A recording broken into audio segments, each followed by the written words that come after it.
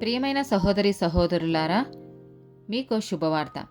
2025 సంవత్సరంలో మొత్తం 365 అంశాలను మీతో పంచుకోబోతున్నాము. జనవరి 1వ తేదీ నుండి ప్రతిరోజు ఒక అంశము మరియు దానికి సంబంధించిన వాక్యమును పంచుకుంటాము. దయచేసి ఆ వాక్యములను వినండి, ధ్యానించండి మరియు ఆశీర్వదించబడండి. దయచేసి సబ్స్క్రైబ్ చేయండి మరియు మీ స్నేహితులతో పంచుకోండి. ధన్యవాదాలు.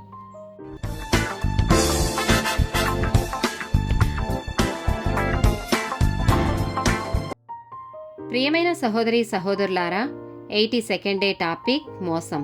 మత్తయి సువార్త 13వ అధ్యాయము 22వ వచనం. ముండ్ల పొదలలో విత్తబడినవాడు వాక్యము వినువాడే గాని ఐహిక విచారమును ధనమోహమును ఆ వాక్యమును అణచివేయును గనుక వాడు నిష్ఫలుడవును. మత్తయి సువార్త 24వ అధ్యాయము 4, 5, 24 వచనాలు. యేసు వారితో ఇట్లనెను, ఎవడును మిమ్మును మోసపరచకొనకుండా చూచుకొనుడి. అనేకులు నా పేరట వచ్చి నేనే క్రీస్తునని చెప్పి పలువురిని మోసపరచెదరు. అబద్ధపు క్రీస్తులను అబద్ధపు ప్రవక్తలను వచ్చి సాధ్యమైతే ఏర్పరచబడిన వారిని సహితము మోసపరచుటకై గొప్ప సూచక క్రియలను మహత్య కార్యములను కనపరచెదరు. 1 కొరింథీయులకు రాసిన పత్రిక 6వ అధ్యాయము 9, 10 వచనాలు. అన్యాయస్తులు దేవుని రాజ్యంనకు వారసులు కానేనరని మీకు తెలియదా?